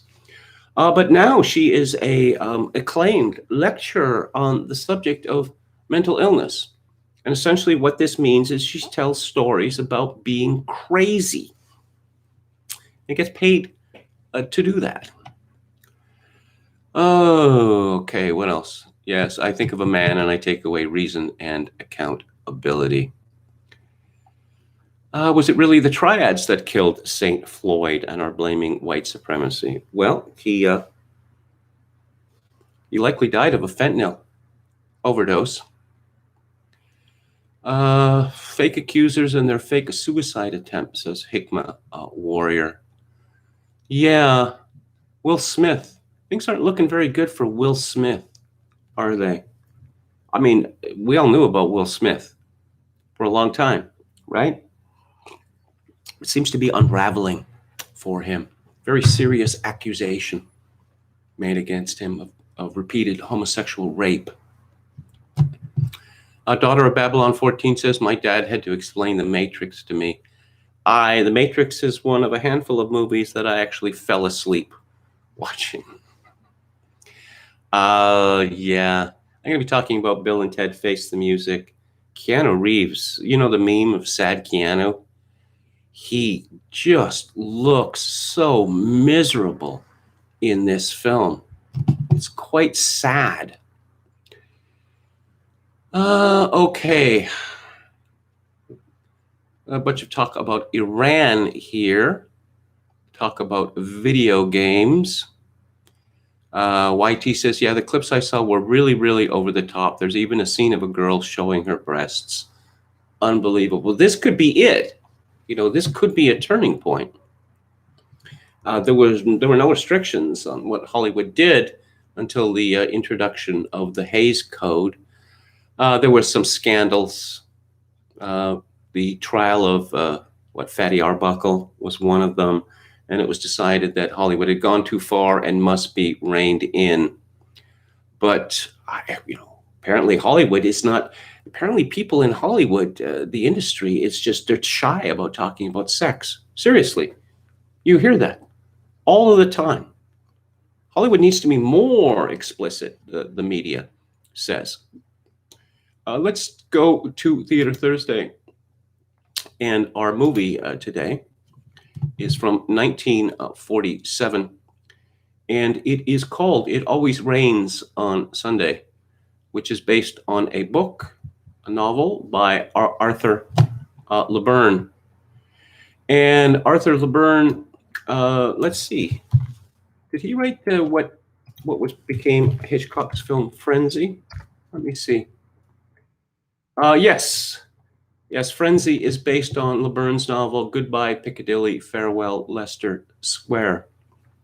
The movie is directed and the screenplay co-written by Robert Hamer. Robert Hamer is best known for his 1949 film Kind Hearts and Cornets, which is a really quite extraordinary film that everyone talks about. Alec Guinness, in the 9 roles that he plays, but even greater than that, to me at least, is Dennis Price as Louis Mazzini and Joan Greenwood to my mind, the most attractive woman ever to have appeared in motion pictures. Now, It Always Rains on Sunday is a Ealing film, and Ealing is associated with light comedies. Although The Lady Killers starts off light and then it becomes quite dark as it proceeds. This is not a light film at all. I should mention the music is by Georges Auric, who was one of Les Six, and the score, it's a fine score. And just a few words about Hamer. It was a sad case. He, besides the pictures that I mentioned, he directed one of the segments of Dead of Night, which is one of the greatest horror films, called The Haunted Mirror.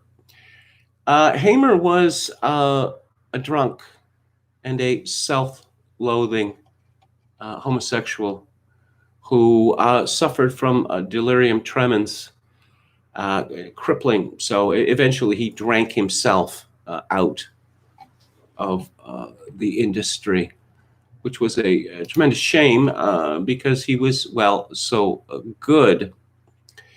The movie is set in the present day in 1947 in Bethnal Green, which is a neighborhood in the East End of London, and a neighborhood with a significant Jewish population. And I can't think of any British films which up to that time had really taken much notice of the Jewish community in the United Kingdom. This is a London which has not recovered from the Second World War. But again, food rationing in Britain did not end until 1954. For many years after the war ended, there were enormous piles of rubble in London, whole blocks removed, unexploded bombs still there. The period after the Second World War was a grim period, I suppose, emotionally, because there was a tremendous letdown felt by the people, because a great victory had been won, and what did the British people get out of it? Well, they got privation and the loss of their empire. So the movie concerns a woman called Rose Sandigat, who is played by Googie Withers, and you can see her in Dead of Night. To give one example, she was a top British actress for about 20 years, and she has married an older man, and he's a widower. He has 3 children, and 2 of them are almost adults, and one of them was a boy about 12. And we learn that Rose, earlier in her life, when she had been a barmaid, was engaged to marry a handsome man called Tommy Swan, who wore sharp suits. And but it turned out that he was a criminal, and he got, as they are to be married, he gets caught in Manchester, banged up for robbery with violence, and is sentenced to 7 years imprisonment in Dartmoor. And we learn at the beginning of this film that Tommy Swan has escaped. And Rose's husband, George, did you know this Tommy Swan fellow? Oh, yes, I suppose he was in the bar. She's not going to confess to her husband that they had a romantic relationship and were engaged to be married. Rose she's an unhappy woman. She's a frustrated woman. Her husband seems like a decent fellow, but she doesn't like his children, particularly the eldest daughter. And George, the film ends, or it begins rather, with pouring rain. Now, it doesn't rain all through the day in this film, but it rains an awful lot. You see, Sundays in England were much different then. Very few places were allowed to open. It was the Lord's Day. It was considered to be a day of rest. It wasn't a shopping day the way it is now. And I suppose a lot of people found that old English Sunday to be dreary. Well, they managed to get rid of it. It's clear that there's not much sexually going on between Rose and her husband. And as we learn later, Rose is actually a very passionate woman. And seen at the beginning in the rain, where George wakes up at after 3 o'clock in the morning, and he sees his daughter, Vi, getting out of an expensive car, and he realizes to his great sorrow that his daughter is a slut. And she is obsessed with celebrity, with pictures of movie stars on her wall. She also hates her stepmother and does not bother to try and hide it. The middle child, Doris, is a much more likable character. And the boy, Alfie, he doesn't seem to pay much attention to what's going on in the house. He just has his interests, one of which would be getting a harmonica, or a mouth organ, as it is called in the film. We see Tommy Swan making his way from Dartmoor to Bethnal Green, and it is obviously an exhausting and a dangerous journey. And he decides to hide in Rose's shed, which leads to a memorable reunion, if you can call having a filthy hand slapped over your mouth to prevent you from screaming memorable. I suppose it is. He needs help. He needs a place to go to sleep. He needs food, and he needs money. And Rose pretty much picks up with him where they had left off. Meanwhile, Vi is having an affair with a married man, Maury Hyams. And he owns a music shop, but he also plays the saxophone in a jazz dance band. He's a rather glamorous figure, especially in the world of Bethnal Green.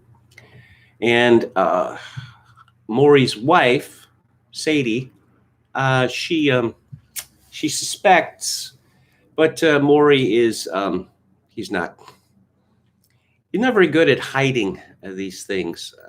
We are introduced to a Jewish spiv in this film, and he has all of these connections in Bethnal Green. He's a fixer. He's the sort of man who can get you everything.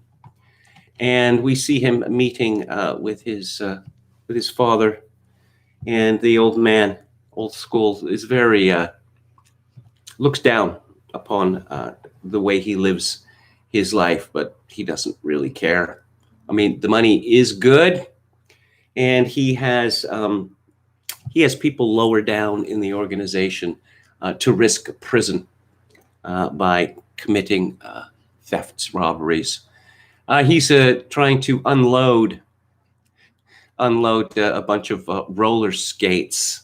It's a running gag through the movie. Does anybody know anybody who wants some roller skates? Now, the pressure on Rose builds up, that she has a screaming fight with Vi, tears her dress, and there is an escaped convict hiding in the house and is almost caught several times. Jack Warner, who was a star, old Britons would remember him best for Dixon of Dock Green. He plays the police inspector. He's a clever fellow, and he comes to the conclusion that Tommy has indeed returned to his old neighborhood, and he warns Rose what the penalties are for harboring a fugitive. I should mention in this film the cinematography of Douglas Slocum, which is outstanding. It's a black and white film, appropriate for a noir. And there is, glistening, you see the glistening streets and the use of chiaroscuro. Slocum was the DP for a number of famous films, including The Lion in Winter, The Italian Job, Jesus Christ Superstar, Rollerball, and Raiders of the Lost Ark, the first three Indiana Jones movies, actually. But this, you really get a sense of the life of this community. They show us the Sunday market, where it's just a cacophony of various kinds of touts advertising what they have for sale. And this is, at that time, 1947, the idea of a community actually meant something, that people took an interest in other people's lives, which of course, has its advantages and disadvantages, but certainly for Rose in this film, it's very much of a disadvantage, because how long are you going to manage to harbor a man whose escape is noted on the front page of the news of the world? There is some humor in this film. The boy Alfie, he's short, sixpence or something for his mouth organ, and then his friend sees Maury and Vi locked in a passionate embrace, and so his friend gets a free mouth organ, and Alfie decides, oh, well, I guess I don't have to pay either, and he takes back all his coins. It's a very cramped house they live in, which really adds to the claustrophobic nature of this film. Although it does, it's been called a chamber drama, or a kitchen sink. I don't really think that that's apposite, for the reason that we do see the market, the huge market in Bethnal Green. We see the streets. We see the pub where Rose used to work, and we see the Jewish spiv, giving free drinks to people, buying up goodwill. I was impressed, by the treatment of the Jewish community in this film. It doesn't rely on cliches, and it is not sentimental. As with any people, you've got good uns and bad uns, and we see that. We see that in the film. And the police, as I say, they're closing in, and Tommy Swan makes a break for it. And we have been teased by this. At the beginning of the film, we're given the suggestion that trains are going to be important to the film. And Tommy Swan is running for his life in a train yard, where, of course, he is risking death. And the police close in on him. And he decides that he's going to end it all, because he does not want to go back to Dartmoor.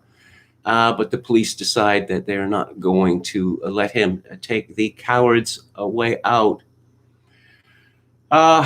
Poor Rose, however, decides to go that route, and she gasses herself.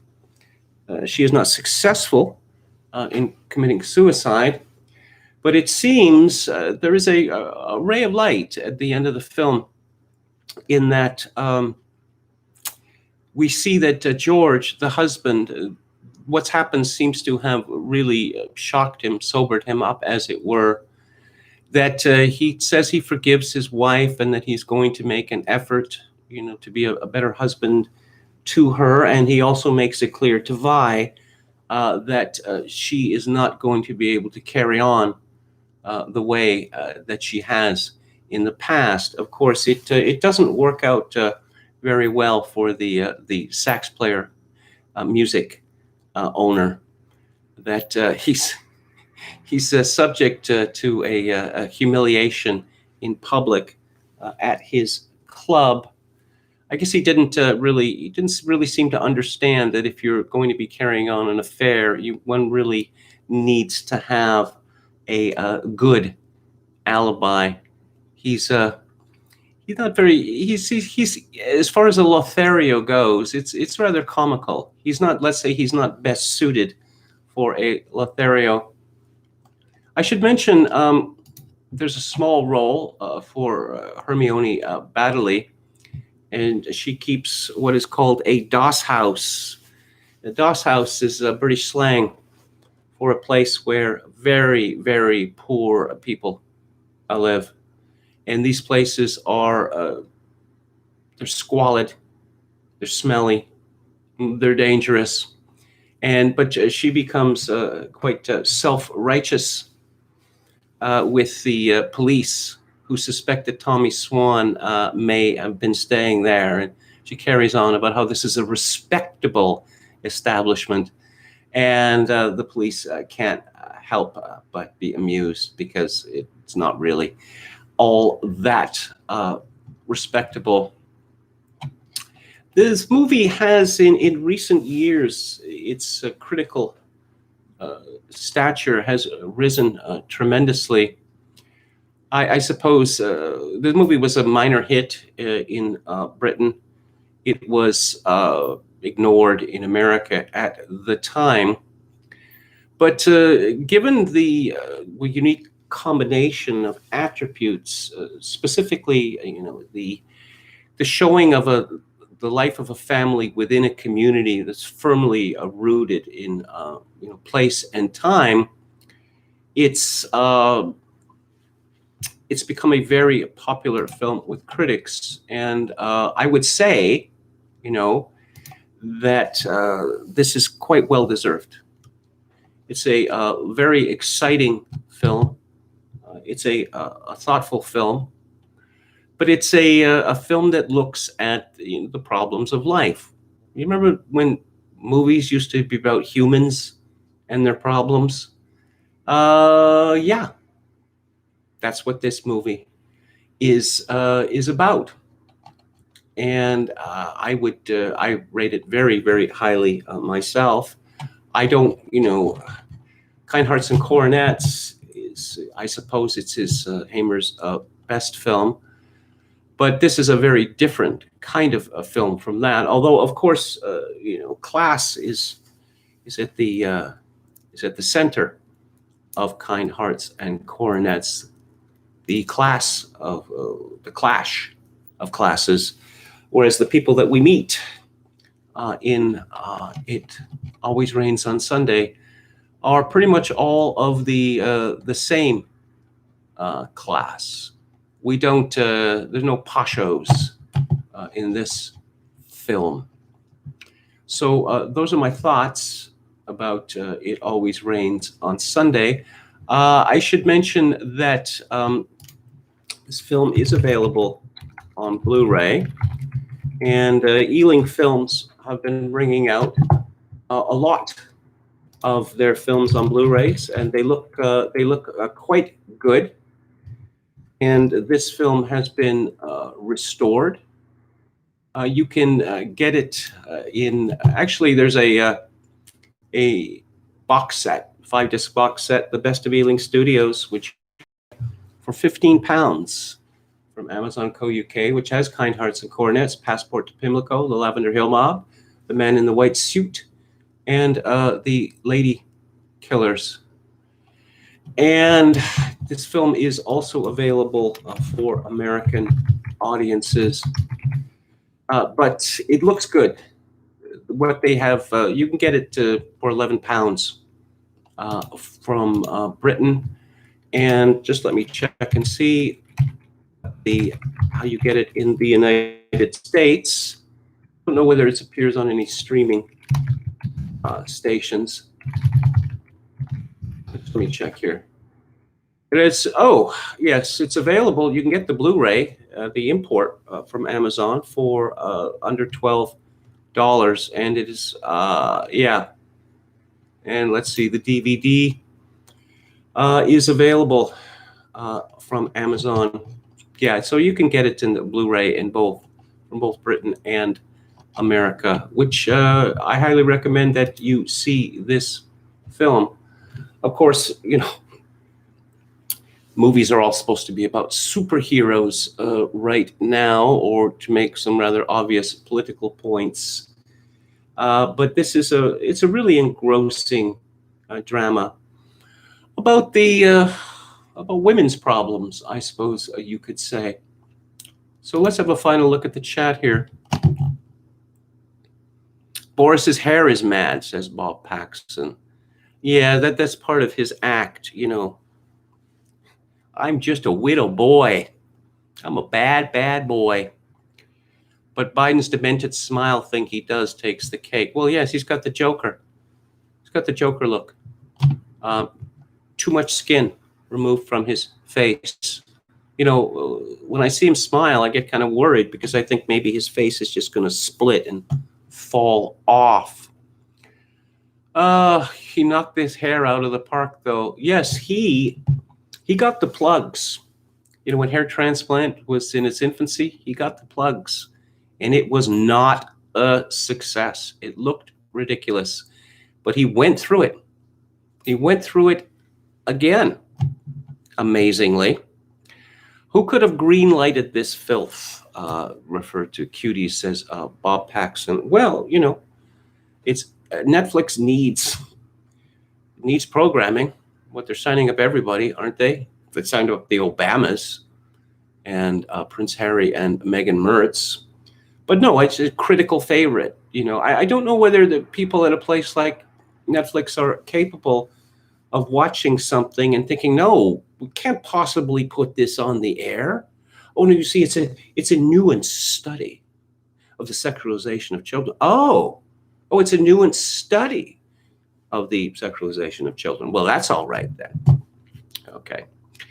Bob Paxson, again, so glad I saw Toronto in the late 80s. It was nice then, clean. It was clean. Of course, Toronto's nickname used to be Toronto the Good. It was a Presbyterian city.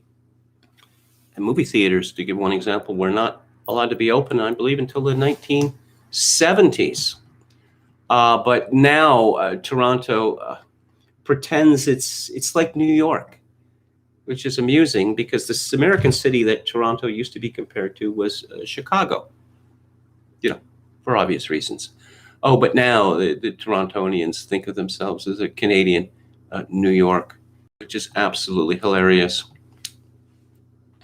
Minerva Shrine says, I think it was Anthony Eden's government that was concerned about the resurgence of Mosleyites via the preponderance of black marketeers / spivs who are of a certain demographic. Yeah, I guess so. I'm thinking of this character, Peter Rockman, who died in 1962. How many movies has he appeared in? He was in Scandal. He was in an Education. But he employed a man who called himself, what was it, something X, who was a Trinidadian, who became a cult figure. Yes, yeah, Michael X. And he enjoyed the patronage of no less than John Lennon.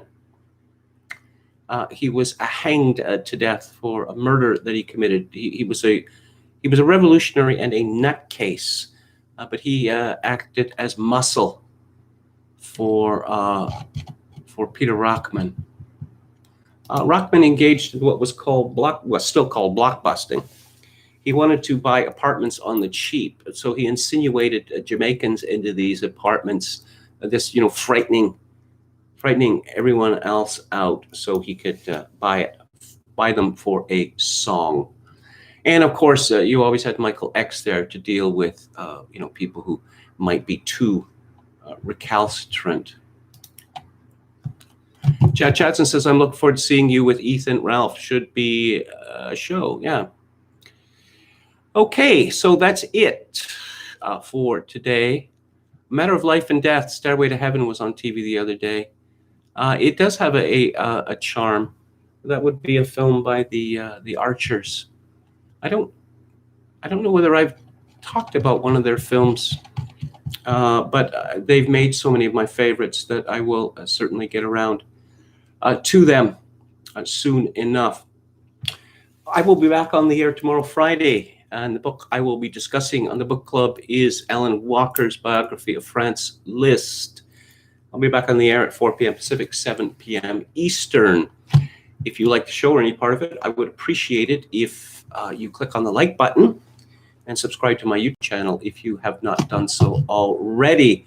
If you would like to donate to this program, which would be much appreciated, particularly at this time of personal flux and uncertainty, my PayPal address is kevin_grace@hotmail.com. Once again, kevin_grace@hotmail.com. If you're Canadian, you can send money to me via Interac at kevingrace@shaw.ca. And I will leave you with this. In these days of social atomization and civilizational collapse, I do dearly hope that you, my dear viewers and listeners, manage to forge a genuine human connection in order to ease the burden. Good night.